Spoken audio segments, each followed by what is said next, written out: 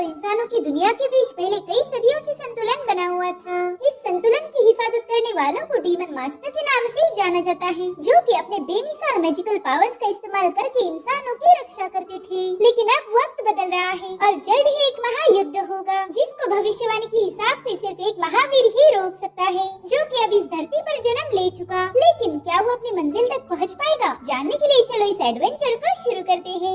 तो कहानी की शुरुआत में हम सिपाहियों की एक टोली देखते हैं, जो कि एक बहुत ही खतरनाक घाटी से गुजर रही थी। इस घाटी को नाइन बेंड वैली कहा जाता था, जो कि अपने ऊंचे ऊंचे पहाड़ों के लिए मशहूर है। अब ये लोग आगे बढ़ ही रहे थे कि तभी सेनापति ने अचानक से अपने घोड़े को लगाम लगा दी। अभी वो अचानक से रुकने की वजह से उनका लीडर ची शाओ शुआन अपने घोड़े पर से उतर जाता है। वो देखता है कि उनके सामने एक इंसानी कंकाल पड़ा हुआ था। सेनापति उसे बता रहा था कि मास्टर ची शाओ, ये खाड़ी बहुत ही ज्यादा खतरनाक है। मैंने सुना था कि अक्सर यहाँ से गुजरने वाले मुसाफिरों पर अटैक हो जाता है, इसलिए अब हमें यहाँ पर ज्यादा चौकन्ना रहना पड़ेगा। तो अब ये लोग दोबारा से अपना सफर शुरू कर देते हैं। रास्ते में इन्हें कई सारे कंकाल मिले। अब ये लोग आगे बढ़ ही रहे थे कि तभी अचानक से बिजलियाँ कड़कना शुरू हो गई। साथ ही इनके घोड़े भी अब आगे जाने के लिए तैयारी नहीं थे, क्योंकि जानवर हमेशा ही खतरों को सेंस कर लेते हैं। इन हॉर्सेस का ऐसा बिहेवियर देखकर ये लोग चौकन्ना हो गए। हालांकि उनके सामने कोई नहीं था, इसलिए सेनापति अपनी टीम से कहने लगा कि हमें जल्दी से इस घाटी से बाहर निकलना होगा। मगर मास्टर ची शाओ शुआन इसके लिए मना कर देते हैं। और तभी एक बहुत ही खतरनाक डीमन सीधे आकर सेनापति पर अटैक कर देता है। मगर इससे पहले कि उस सेनापति को छू पाए, मास्टर ची शाओ ने एक छोटे से रॉक से उस डीमन पर अटैक कर दिया।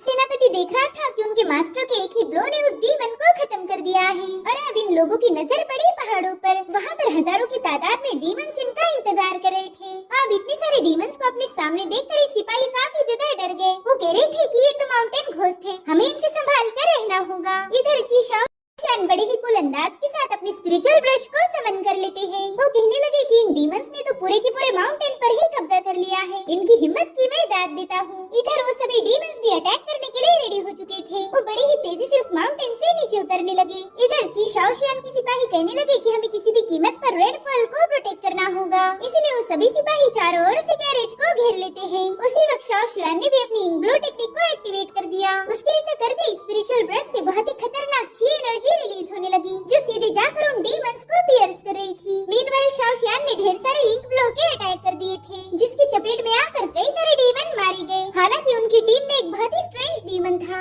जो कि बड़ी ही चालाकी के साथ शाओ शुआन के हर एक अटैक को डॉज कर देता है। भले ही शाओ शुआन ने कई सारे डीमंस को तो निपटा दिया था, मगर उस घाटी में डीमंस की कोई कमी नहीं। अब जो भी डीमन जिंदा बचे थे, उन्होंने अपने राउंड ब्लेड का यूज करते हुए सिपाहियों पर अटैक कर दिया। हालांकि शाओ शुआन बड़े ही कूल अंदाज के साथ एक ही ब्लो में उन सारे ब्लेड्स को ट्राई कर देता है। और अब वो अपना स्पिरिचुअल ब्रश लेकर उस माउंटेन पर भागने लगा। उसने तो वहाँ पर इंक का टोर्नेडो ही क्रिएट कर दिया। जो भी डीमन उस टोर्नेडो की चपेट में आई, उनका काम तमाम। इधर शाओ शुआन बड़ी ही तेजी से अपना स्पिरिचुअल ब्रश घुमाते हुए बचे हुए डीमंस को खत्म कर रहा था। हजारों डीमंस मिलकर भी इस अकेले बंदे को रोक नहीं पाते, और न ही वो शाओ शुआन की स्पीड को कम कर पाए। उसने अपनी जबरदस्त ब्लो के साथ वहाँ पर न जाने कितनी ही लाशें बिछा दी थी। हालांकि अभी भी डीमंस हार नहीं मानते, उन्हें किसी भी कीमत पर उस रेड पर्ल को हासिल करना था। और वो पल उन्हें तभी मिलेगा जब वो शाओ शुआन को अपने रास्ते से हटा देंगे। इसलिए उन सभी डीमंस ने मिलकर एक साथ ही शाओ शुआन पर अपनी ब्लेड से अटैक कर दिया। लेकिन शाओ शुआन ने तब तक वहाँ पर फियर्स ची एनर्जी का टोर्नेडो क्रिएट कर दिया था, जिसमें इन सभी की ब्लेड गोल गोल घूमने लगी। और अब शाओ शुआन ने अपने एक फाइनल ब्लो का यूज करते हुए इन सभी डीमंस को खत्म कर दिया।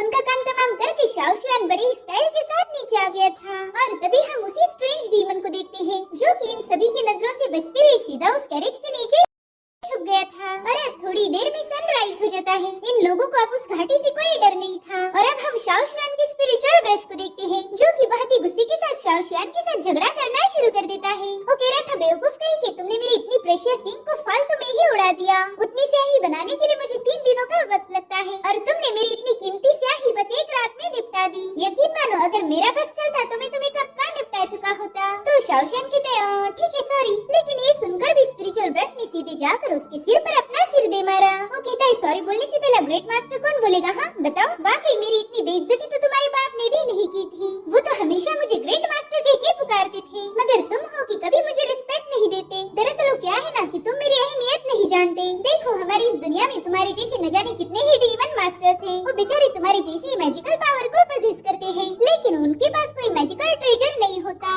इसलिए वो अपने करियर में कुछ ज्यादा खास नहीं कर पाते। और एक तरफ वो मैं, जो कि तुम्हारी फैमिली को 500 सालों से मदद करता आया हूँ। तुम्हारे पूर्वजों ने मेरी ग्रेट एबिलिटीज का यूज करके न जाने कितनी ही जंग में फतेह हासिल की। इधर शाओशियानु स्पिरिचुअल ब्रश